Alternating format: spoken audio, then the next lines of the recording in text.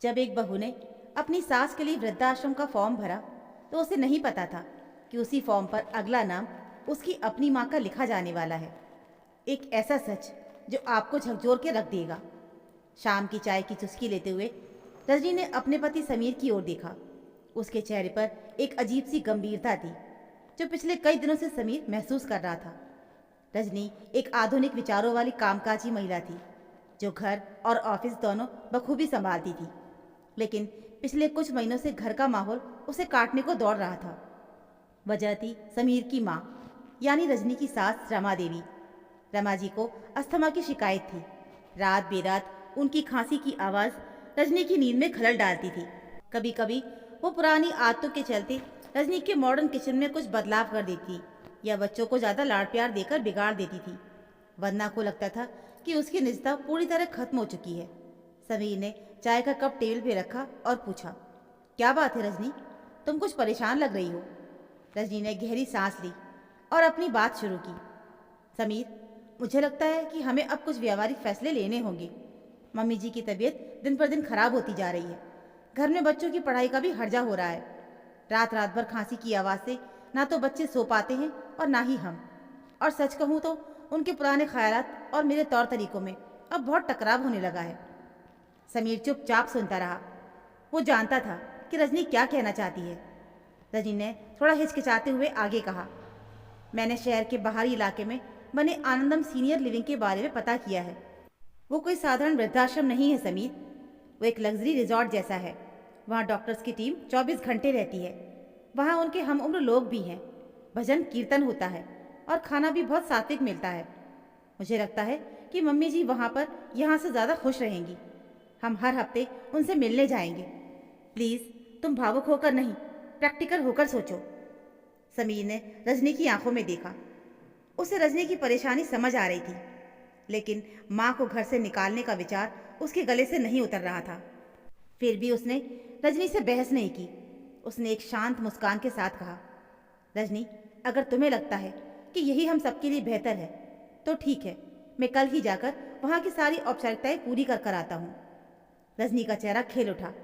उसे यकीन नहीं था कि समीर इतनी आसानी से मान जाएगा। उसने समीर का हाथ पकड़कर कहा, थैंक यू समीर, तुम देखना ये फैसला मम्मी जी के लिए भी अच्छा होगा और हमारी गृहस्थी के लिए भी। हम फिर से खुलकर जी पाएंगे। अगले दिन समीर ऑफिस के लिए निकला, लेकिन शाम को घर लौटते वक्त उसके हाथ में एक फाइल थी। रजनी बेसब्री से इंतजार कर रही थी। क्या हुआ, बात पक्की हो गई? रजनी ने उत्सुकता से पूछा। समीर ने सोफे पर बैठते हुए पानी पिया और फाइल रजनी की ओर बढ़ा दी। हाँ, मैंने बात कर ली है। जगह वाकई बहुत अच्छी है, लेकिन रजनी, वहाँ एक नियम है। वो लोग सिंगल रूम बहुत मुश्किल से देते हैं। डबल शेयरिंग रूम आसानी से मिल जाता है और सस्ता भी पड़ता है। सिंगल रूम के लिए वेटिंग बहुत लंबी है। रजनी ने माथे पर शिकन लाते हुए कहा, तो क्या मम्मी जी किसी अजनबी के साथ रूम शेयर करेंगी? वो एडजस्ट नहीं कर पाएंगी समीर। समीर ने संजीदगी से कहा, मैंने उसका भी इंतज़ाम कर दिया है। इत्तेफाक से आज जब मैं वहाँ फॉर्म भर रहा था तो मुझे एक और फैमिली मिली जो अपनी माँ के लिए रूम देख रही थी। मैंने सोचा कि अगर मम्मी जी अपनी जान पहचान वालों के साथ रहे तो उनका मन भी लग जाएगा और वो अकेलापन महसूस नहीं करेंगी। इसलिए मैंने 2 बेड वाला एक बड़ा डिलक्स रूम बुक कर दिया है।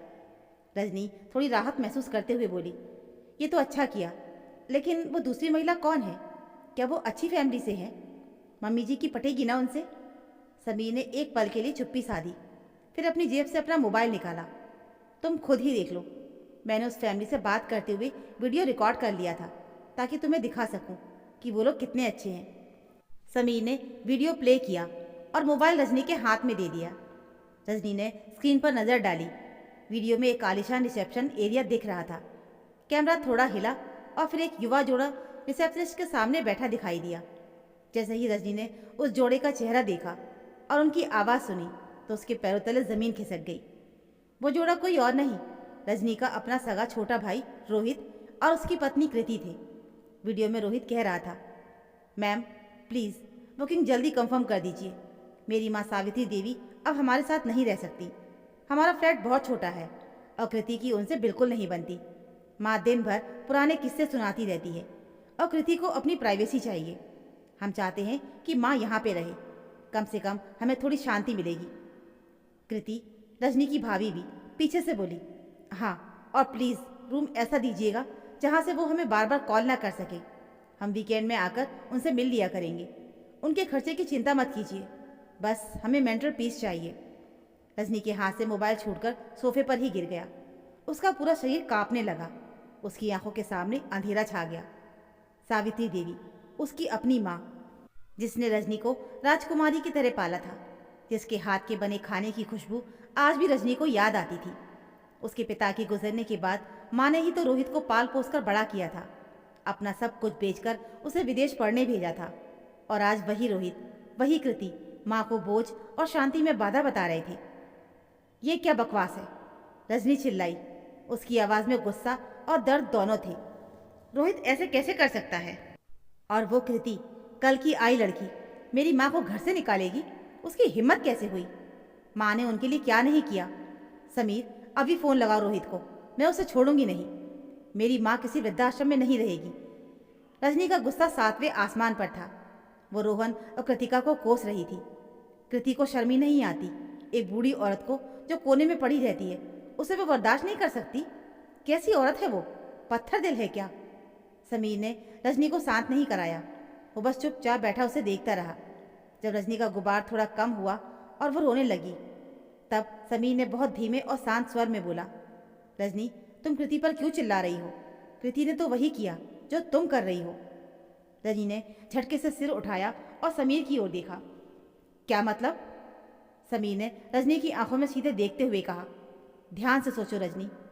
कृति के लिए सावित्री जी तुम्हारी माँ वही है जो मेरे लिए रमा जी मेरी माँ है। तुम अपनी सास को वृद्धाश्रम भेज रही हो क्योंकि उनकी खांसी तुम्हें परेशान करती है, उनकी आदतें तुम्हें दखल अंदाजी लगती हैं।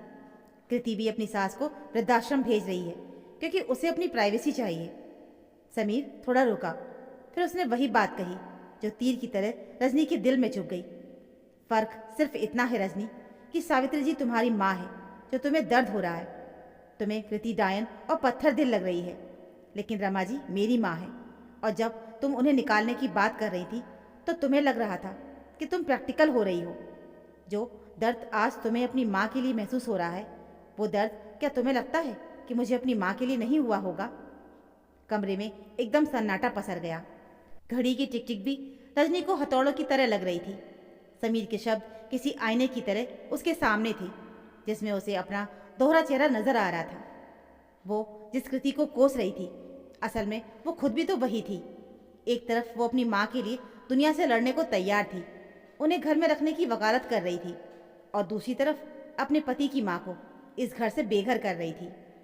रजनी को याद आया कि कैसे उसकी माँ सावित्री जी ने हमेशा उसे सिखाया था कि ससुराल को हमेशा अपना घर समझना, लेकिन उसने उस घर को तो अपना समझा, पर उस घर की नींव सास को कभी अपना नहीं समझा। उसने अपनी माँ की खांसी में ममता देखी थी, लेकिन सास की खांसी में उसे सिर्फ शोर सुनाई दिया। समीर ने आगे कहा, रजनी, मैंने रोहित से बात की थी, मैंने ही उसे वहाँ बुलाया था, मैंने ही वो डबल रूम बुक करने का नाटक किया था। सच तो ये है कि मैं तुम्हें ये एहसास दिलाना चाहता था कि माँ माँ होती है, चाहे वो तुम्हारी हो या मेरी। दर्द दोनों का एक जैसा होता है, बुढ़ापा दोनों को एक जैसा होता है। अगर तुम अपनी माँ को वृद्धाश्रम में तड़पते हुए नहीं देख सकती, तो तुम मुझसे ये उम्मीद कैसे कर सकती हो कि मैं अपनी माँ को वहाँ पर छोड़ कर आऊँ? रजनी फूट फूट कर रो पड़ी। वो शर्मिंदगी के मारे समीर से नजरें नहीं मिला पा रही थी। उसका आधुनिकता का अहंकार, उसका प्रैक्टिकल होने का भ्रम सब चकनाचूर हो गया था। वो उठी और दौड़कर रमा जी के कमरे में गई। रमा जी बिस्तर पर लेटी थी, वो खांस रही थी। रजनी ने जाकर उनके पैर पकड़ लिए और उनकी गोद में सिर रखकर रोने लगी। अरे बहू, क्या हुआ? क्यों रो रही है? रमा जी घबरा गई। उन्होंने अपने कांपते हाथों से रजनी के सिर पर हाथ फेरा। समीर ने कुछ कहा क्या? पगली, रो मत, मैं हूं ना। रजनी को रमा जी के स्पर्श में अपनी माँ का ही स्पर्श महसूस हुआ। वही खुरदरे हाथ, वही ममता, वही चिंता। उसे एहसास हुआ कि उसने एक सास में माँ को देखने की कभी कोशिश ही नहीं की थी। अगर उसने कृति की जगह खुद को रखकर देखा होता तो शायद ये नौबत ही ना आती। थोड़ी देर के बाद रजनी ने अपने आंसू पोंछे और वो बाहर आई जहाँ समीर खड़ा था। समीर, रजनी ने भारी आवाज़ में कहा, वो फाइल फाड़ दो, माँ जी कहीं नहीं जा रही, ये घर उनका है, हम उनके साथ रहते हैं, वो हमारे साथ नहीं। समीर मुस्कुराया। उसने रजनी के कंधे पर हाथ रखा। और रोहित? समीर ने पूछा। तुम्हारी माँ का क्या होगा? रजनी की आंखों में एक नई चमक थी। उसने अपना फ़ोन उठाया। मैं अभी रोहित से बात करती हूँ। अगर कृति को अपनी सास के साथ रहने में दिक्कत है तो मेरी माँ अनाथ नहीं है। हमारे घर में एक कमरा खाली है। अगर हम एक माँ की सेवा कर सकते हैं तो दो माँ की क्यों नहीं? मेरी माँ और तुम्हारी माँ साथ रहेंगी। कम से कम उन्हें एक दूसरे का सहारा तो मिलेगा और हमें बड़ों का आशीर्वाद। समीर ने रजनी को गले से लगा लिया। उस दिन रजनी ने न सिर्फ अपना घर टूटने से बचाया था, बल्कि एक बेटी और एक बहू के बीच की उस अदृश्य दीवार को भी गिरा दिया था जो अक्सर रिश्तों को दम घोट देती हैं। उसने सीख लिया था कि रिश्ते सुविधा से नहीं, संवेदना से चलते हैं। और अगर आप चाहते हैं कि दुनिया आपकी माँ की इज्जत करे तो शुरुआत आपको अपने घर की बुजुर्ग औरत को वही इज्जत देकर करनी होगी, क्योंकि कर्मा का पता नहीं, लेकिन वक्त का पहिया घूमकर वहीं आता है जहाँ से आपने शुरुआत की थी। उस रात घर में खांसी की आवाज़ फिर आई, लेकिन इस बार रजनी को चिढ़ नहीं हुई। वो उठी, गर्म पानी का गिलास लेकर सास के कमरे में गई और मन ही मन मुस्कुराई कि जल्दी इस कमरे में एक और बिस्तर लगेगा, उसकी अपनी माँ के लिए।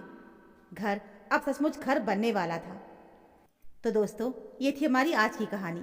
इस कहानी पर आपकी क्या राय है हमें कमेंट में ज़रूर बताइएगा। कहानी अच्छी लगी हो तो प्लीज़ वीडियो को लाइक और चैनल को सब्सक्राइब ज़रूर कर लीजिएगा। मिलते हैं फिर एक और नई कहानी के साथ।